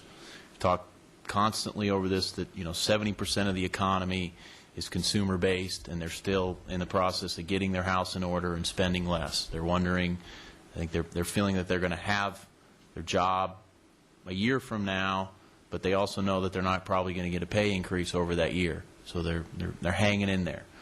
And one way we measure that is with the consumer confidence, which for the month of May actually went down, and you'll see that on the next slide. But again, the rationale for that is the same as it's been in the prior month, is there's increased gas and food prices, which basically act as a tax, and the inflation worries continue to exist, as I alluded to earlier. So we have in the blue line, which is updated quarterly and not part of this presentation. You can see what the Consumer Confidence Index has done within Maricopa County. And as I alluded to earlier, in the black line, which is the National Consumer Confidence Index, went from 65.4 back in April, and it dipped slightly down to 60.8 in May. So it's just an indicator of how people are feeling about the economy. And again, consumer spending is 70% of the economy that we live in. So as background with that, let's get in a little bit about our numbers. These bullets have maintained basically since we started the reports. The actual results continue to be better than budget. We feel like the fiscal year-to-date revenues will be on target with the $77 million that we've talked about throughout the budget process. State shared revenues continue to improve. You'll see that graph in a minute. And our expenses continue to remain in that 4 to 5% under budget. Really, as we've talked about all along, really the result of management of vacant positions, and we're seeing a little bit in terms of timing, some issues about travel and service agreements, and I'll talk about that when we get to the expenditure section. This slide you've seen as we went through the budget process, and it walks you, really does two things. It takes you from the adopted budget, which is the first numerical column, the adjustments that we think we need to make to this budget, and get you to the final 2011 budget.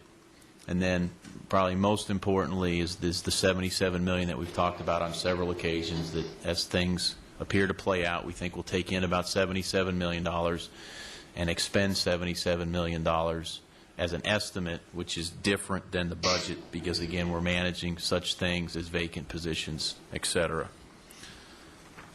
If you just look at the month of May, you can see that we took in about $1 million more than we thought. We have that asterisk because if you looked at this same graph from April, we had a negative variance, and we told you at the time that that was a timing thing. So what you're seeing here is the reversal of the timing. You'll see it visually on a graph in a couple of slides, and the uses was slightly less than we thought at about $600,000. So again, that's just the month of May. If you look at the 11 months ended May 2011, literally the sources or the revenues are right on what we thought they would be, and the uses are the 5% or $3.4 million less than we thought. If we take a start by just looking at the revenues, you can see again that the revenues are down slightly from last year's actual, but from a budget perspective, they're exactly where we thought they would be in terms of the assumptions we made when we put the budget together. And if you look at the graph, if you look at the two red dots, the last two red dots on the red line, you can see that turnaround that I talked about. In April, the actual was less than budget, and in May, the actual is higher than the budget by almost that same amount. And then we've talked several occasions about why the June dot is so much higher than all the other months, and that's basically the spread of the budget and the fact that in June we will record literally 3 months of our two highest categories of revenues, sales tax and then the state shared revenue. So this has been tracking all along. You won't see, it's not staff's intention, or it's staff's intention to bring you back the June report late September, early October, when we get the last 2 months of, or the last month of state shared revenues and sales tax, which we won't get till really the end of August, early part of September. So this has been tracking all along. We continue to feel good about that. June should shake out no different. If you look at the categories, you can see the sales tax is a little bit less than we thought, but literally every one of those other categories is spot on to what we thought they would be in terms of budget to actual. If we focus on the sales tax itself, and again, for comparative purposes, we're pulling out construction activity because that tends to skew the underlying performance of sales tax. But the sales tax in 11 year-to-date is about 1% higher than it was back in 2010. And again, other than January, where it was significantly different in 11 than 10, most of the other months are about the same, if not a little bit more. So again, it's the sign that, at least in our case, in Surprise and how we see sales tax activity, we are seeing an improvement over the prior year. If we shift gears and look at expenses, again, I think this really says two things. Is one, we're spending less than we thought we were going to spend, 5% of the budget, but we're also spending less than we did at the same time last year, about 1%, and that it has some indications in terms of our ability as staff to manage those expenditures and continue to take activity out of the expenditure line items this year as well.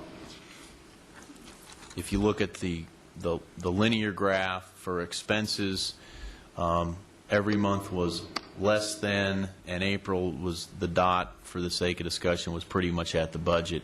What we saw in May is that difference of the actual being a little bit less than the budget, we think is more a timing issue than it is a true savings issue. We had some contracts in fire, some monthly payments that didn't get paid in May, but we're now seeing got paid in June. So we'll probably see that actual number be a little bit higher when we get the final June numbers, but overall, we still feel like we're following the path of that $77 million expended, as we've talked about several occasions.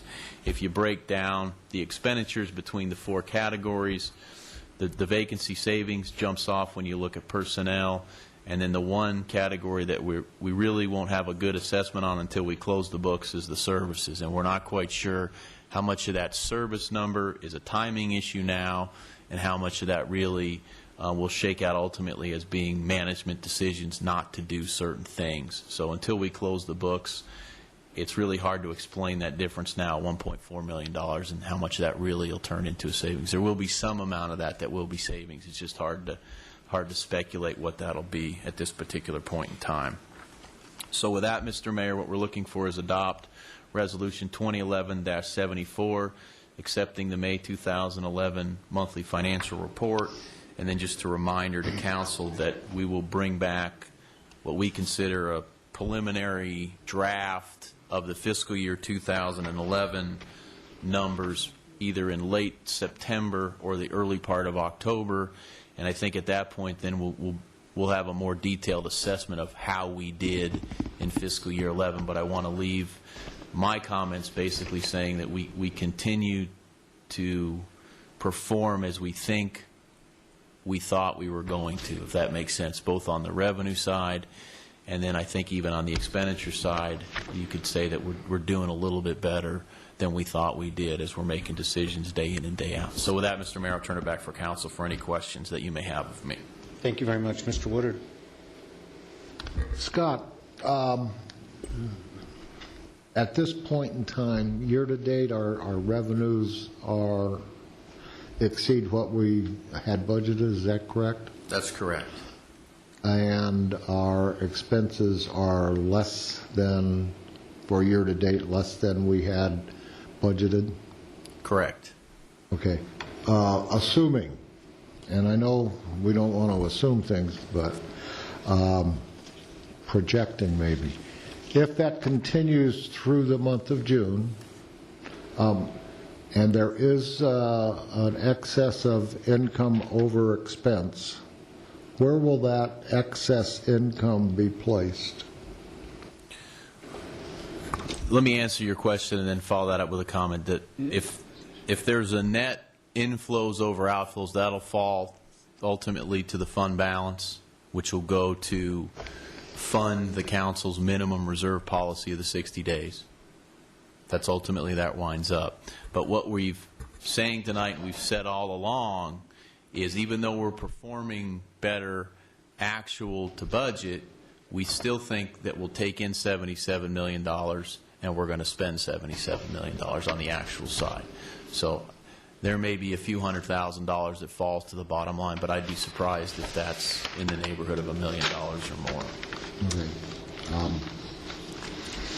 Thank you. Thank you. Anything else, council?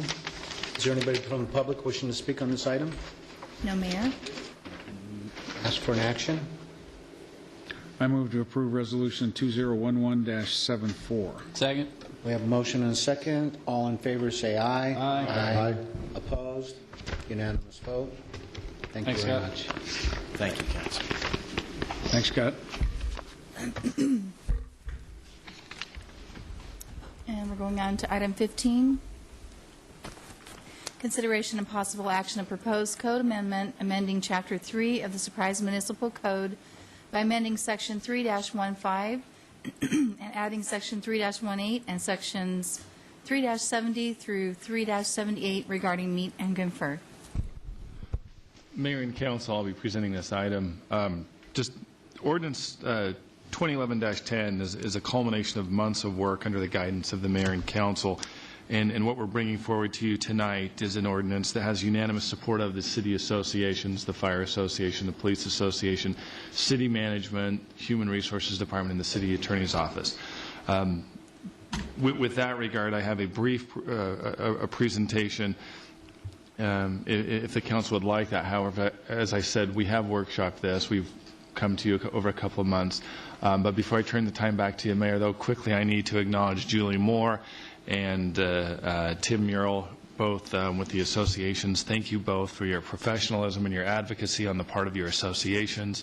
And with that, Mayor, I turn it over to you. And as I said, there is a presentation to remind you of things. However, again, we workshopped this. We are in agreement, and it would behoove me, or it would be inappropriate for me not to tell you, though. I did mention to the representatives that they would have the opportunity to speak if they'd like. So if you would consider that as well. Sure. Not a problem. We'll go to Mr. Williams first. Yeah, thank you, Mayor. And just one comment reading through this, and I appreciate the ongoing process of both management and the associations. In terms of getting to that MOU, just to consider in light of protecting both what management has previously negotiated and what the associations have previously negotiated, to protect those things, that we ensure that in that MOU that's the basis for that document moving forward, previous discussions, previous years of negotiation. Just a comment moving forward. Thank you very much. Mr. Hall. Thank you, Mayor. A couple of things. On page 5 of the agreement, Michael, have you got it there? Yes, I do. It's section 3-73, and it's paragraph D? Correct. Okay, so what we're saying there is 50%? 50% plus one must Plus one vote to make them an eligible. affirmative vote, and that would establish the eligible employee group. Correct. Understanding, of course, that the existing groups are grandfathered in under this ordinance. Yeah. Okay, is there a reason why we wouldn't make it 60 or 70%? I mean, is it so that you have a clear majority of the employees that want to do this? I guess that begs an interesting question. It's just it's a numbers game at that point in time. I think what the goal of the parties was to ensure that there's a majority and a simple majority at that. So 50 plus one. But you talked it through. I think we talked. Yes, we've talked. To the extent we need to change this, we can still do a lot of talking, but we have done a lot of talking to date. Yes. Okay, on page 6, 3-74, paragraph E. Is that a typo? Because it says solicitation of members or dues. You mean for dues? Solicitation of members for dues? Correct. That would be a typo. Well, there's an F lift. Okay. We'll adjust because that didn't make any sense with it. Okay. Actually, that makes sense to me. Solicitation of members or dues. Well, actually, it could read either way. I'll take a look at it, and I'll meet with the association. Okay. To the extent that would be an error, that would be a Scrivener's error that we would make before we had it published. Section 3-77, page 9. Paragraph A. Okay, I just want to be clear on this. Do we have to negotiate the rate of pay for all new jobs that are created in the city? What if we come up with a mayor's assistant? Well, forget that. That's not a good example. Somebody in Parks and Rec, if there was a new job to paint the stadium. That does not apply to this situation. This would be with regards to the association and the members that are eligible for participation in the association. So to the extent within the meet and confer process, you would the impact may be indirect, but what you're dealing with within the meet and confer process are those issues as brought forward by the associations.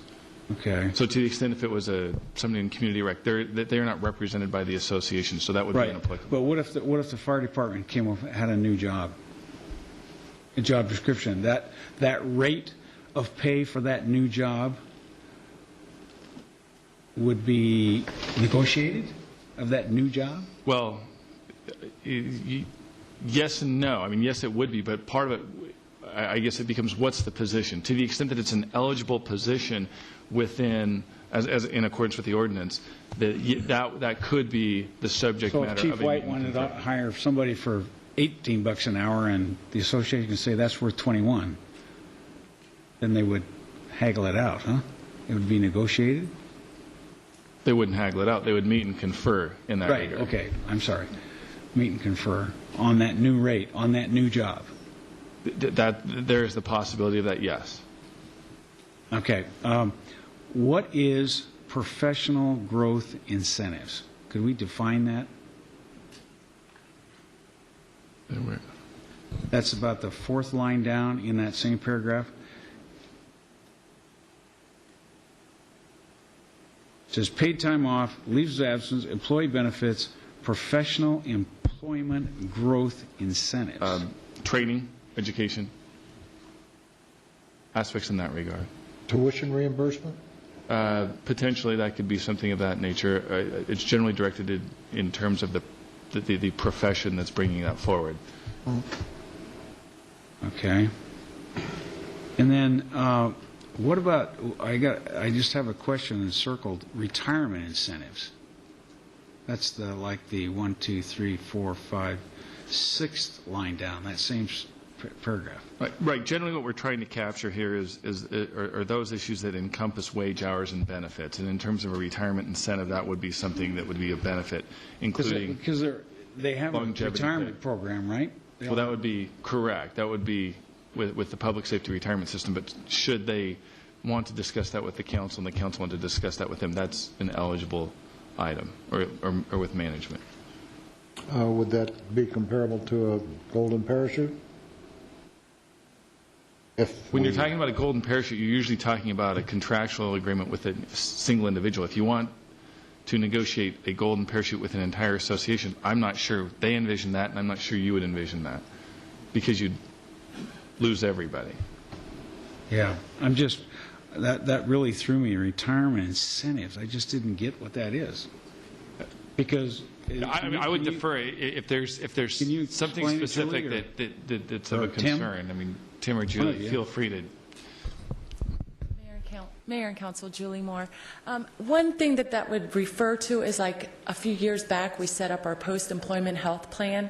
It was offered to everybody in the city, but that was one of our initial ideas to help our retirees. When you retire, there was that pot of money that we had been contributing to, and the city actually was putting in, I think it was a 1% at the time before the economy dropped. That was an idea that we brought forward through Meet and Confer, and then the city opened that up to everybody. I think that may be covered under us looking out for our retirees. Retirement incentive. Okay. That's a weird term. Okay. Let's see. One other typo, page 10,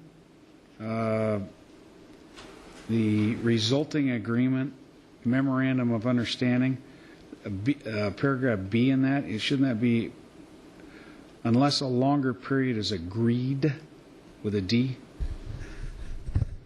Yes, that is correct. Okay. All right. Okay, that's all I got. Thank you. Anyone else? Is there anybody from the public wishing to speak on this item? Let's see, just a second. No, Mayor. Okay. Then may I have a motion?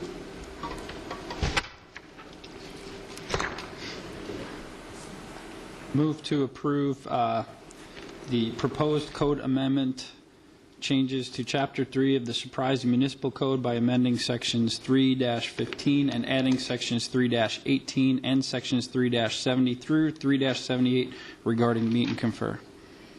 Second. Motion and second. All in favor say aye. Aye. Opposed? Motion carries unanimously. Thank you.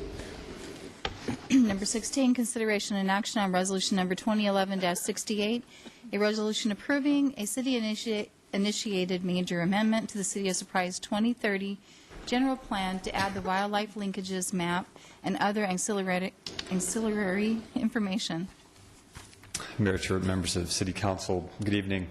Presented for your consideration is a major general plan amendment for something that's really unique, and that is to create wildlife linkages and map those on our general plan. If you remember, we talked about this several months ago.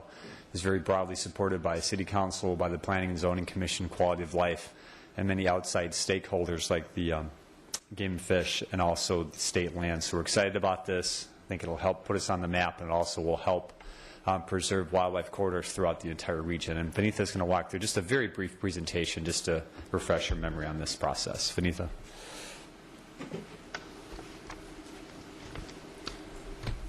Good evening, Mayor Truitt, members of the council. It must be a CED thing. I like to stand also.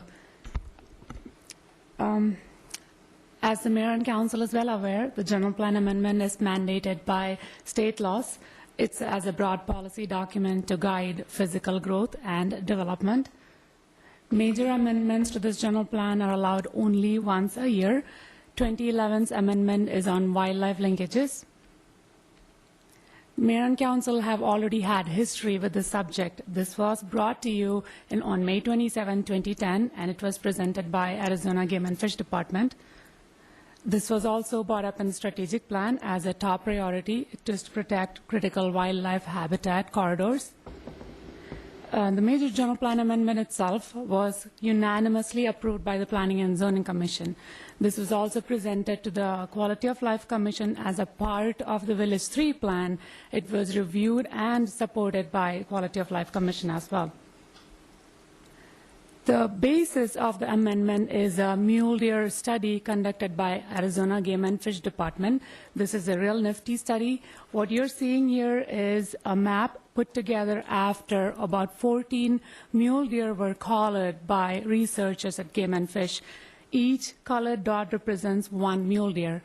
As you can see, they have a certain pattern on how they move about and how they gather in certain places, primarily based on availability of vegetation, water, etc. Based on that research, Game and Fish came to us first with this map that you see on the screen. The orange areas represent the areas that mule deer like to cross barriers, such as Sun Valley Parkway, and the yellow arrows represent general movement patterns for the mule deer. This is how they like to move about. For the Surprise planning area, you can see they like to move along Cap Canal, also Trilby and Iona washes, as well as cross some of the tributaries that exist alongside White Tank Mountains. Based on that, this is the outcome for the City of Surprise general plan. We have identified Trilby Wash, Iona, Cap Canal, and the McMicken Dam as areas important for preservation for wildlife movement. Each of the colors in the map represent different areas or different zones important for wildlife. This is better represented by a cross-section. The yellow is the wash itself. This will be preserved with no development at all. This is the floodway of the wash. From there, the 100-foot buffer, which is the red line, is also an area where there would be no development. The 900-foot wildlife standards in green is where development is allowed. However, they would have to follow certain wildlife-friendly regulations. For example, this is a development in the city of Scottsdale. As you can see, most of the native vegetation is maintained. No fencing around property lines. However, there is fencing around the pad of the building itself. Also, there is no grading at all, only on the pad of the building. These areas also maintain very low lighting during nighttime. What this does is it allows safe movement for wildlife through these communities without inhibiting human development. The general plan amendment, as required by state law, also went through an agency review. We had several comments, including state lands, Maricopa Water District, Flood Control District, and several other agencies. All of these comments have been satisfactorily addressed in the product that is brought to you tonight. We also held 2 public outreach meetings.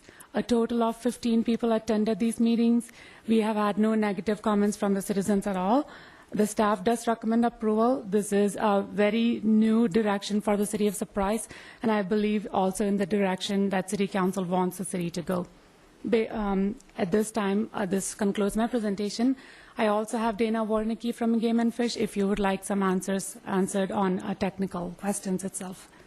Thank you very much. That's, first of all, very interesting, and secondly, forward-thinking, I believe, in the approach and hopefully the adoption of this, what you presented here and recommended. So appreciate that, Mr. Hall. Thank you, Mayor. Back to the slide with the corridor, the 500 feet, whatever. Okay, no, not that one. The cross-section? That one. Okay. So this 900 feet throws me a little bit. This is not at scale. Yeah, in other words, when I first looked at that, I thought, okay, it's 500 foot across the wash, and then it's 200 feet on each side to get to 900. But you're saying an additional 900 from the 500. Yes, that is because in certain areas the wash has become very narrow, and at that point, to maintain a standard corridor width, it is important that we have a minimum corridor width. However, in the areas that we have recognized as important, Trilby and Iona washes, we very well meet these standards. Those washes are very wide already. So we wouldn't have to really go with the 500-foot minimum. They already meet it. Okay. This is very interesting. I learned a new word, extirpation. I never knew that word before. Extirpation is when, for example, White Tank Mountains, they have a healthy population of mule deer, but if these corridors were not maintained in the future, if they did not have connectivity, the population from this local area would completely go away, and that is called extirpation. Oh. Okay. Now, where do we stand? What I'm confused about a little bit, because we have a lot of property out there that's mapped, that's in developers' hands, approved entitlement maps. Does this impinge on those at all? And if so, what's our liability? I have a map here which shows all the developments that have been zoned prior to this wildlife corridor amendment itself. Now, we cannot entirely impose what we are proposing today on all of these developments. Some of them have been entitled, which means some of them have been platted. Right. But what we have been doing so far is working with the developers to see what we can do. One example is Fox Trail or Desert Trail. We have already worked with them even prior to this amendment coming forward and have an agreement with Game and Fish, the developer, and the city to have corridors preserved. Probably not at the level that we want, but at a substantial level. So we are trying to work with the developers. Okay. Yeah. In other words, they got to be part of the... Correct. Absolutely. Okay. Thank you. Mr. Alton. Is there any negative impact? I am not sure I understand. Well, no. Is there any negative impact for us to approve this that we are not aware of? I mean, what is, we always wanted to hear the good side and the bad side of everything. What's the bad side of us not doing anything?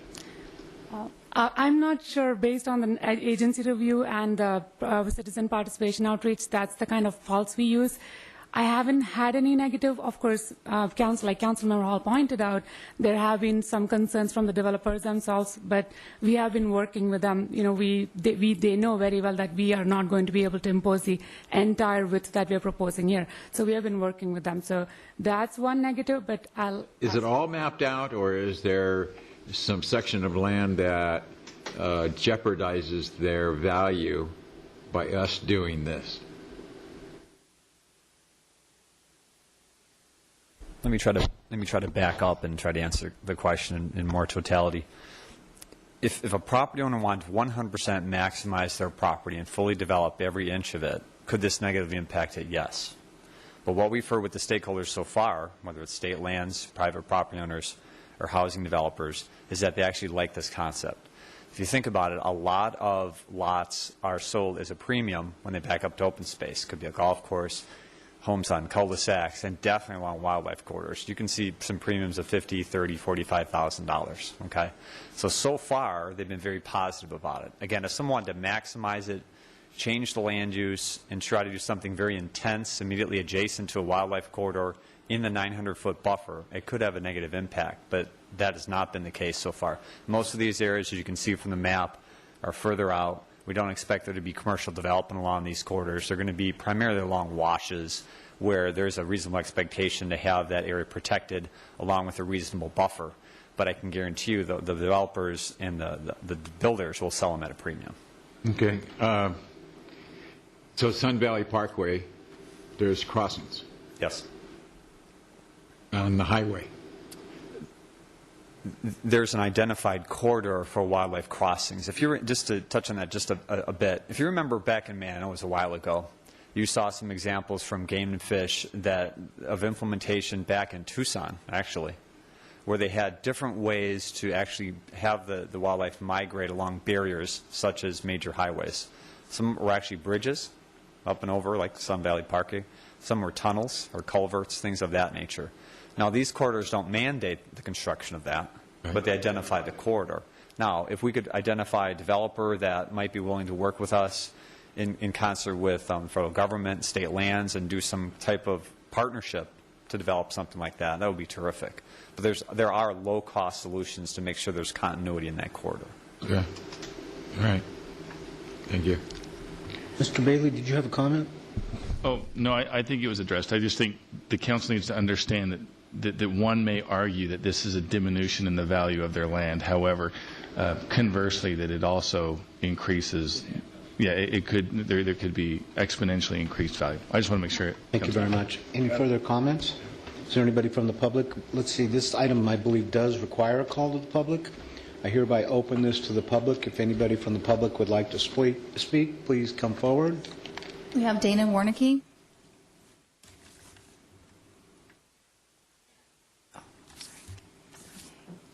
Good evening, Mayor and members of the council. I would like to just take a moment of your time on behalf of the Arizona Game and Fish Department to thank you for your considerations tonight to amend your general land use plan and incorporate wildlife corridors within the context of the future city.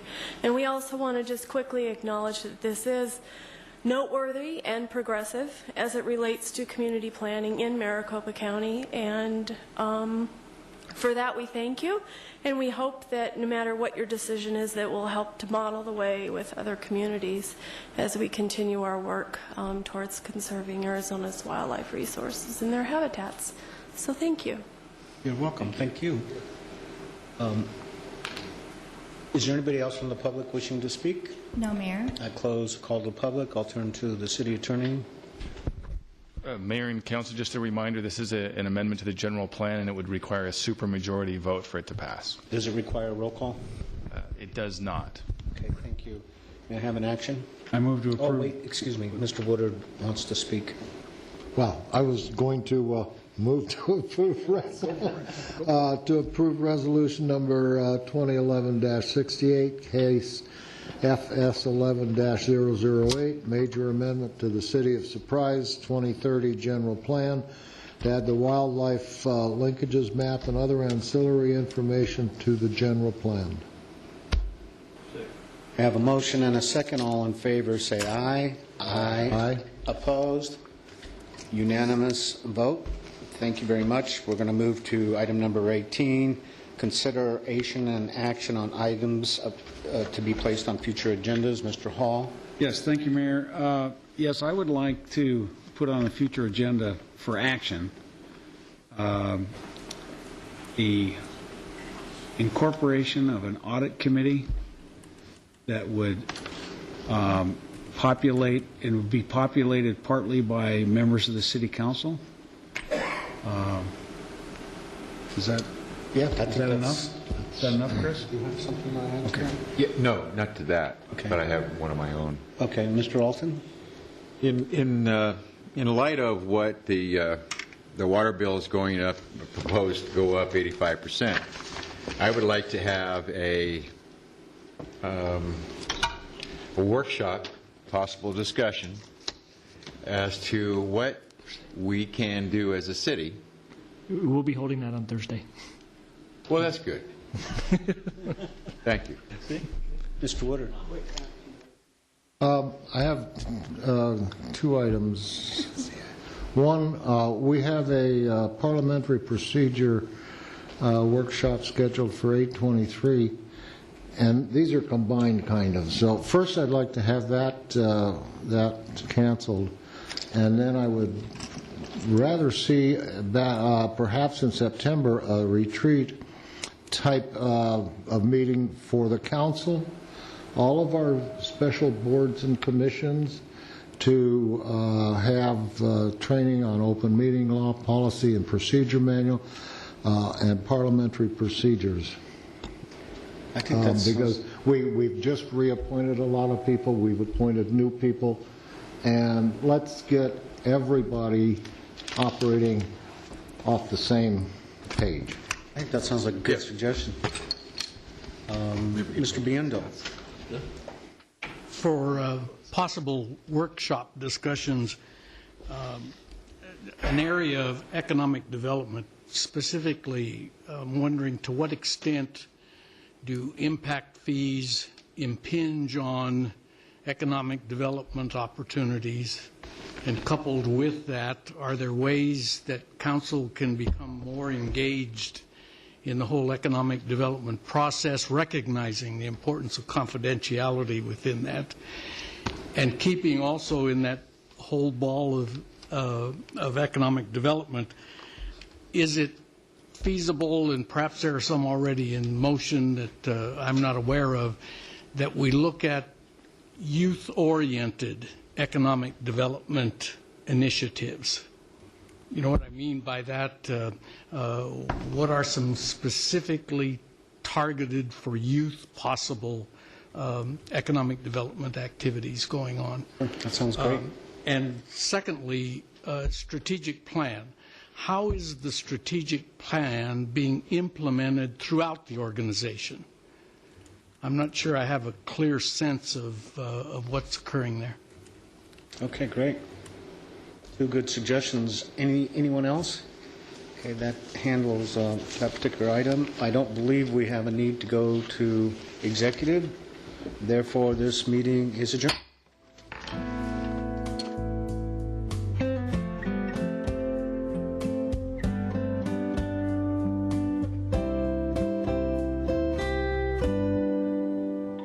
We know where you're coming from. IAVA.org. We've got your back. So what do unicorns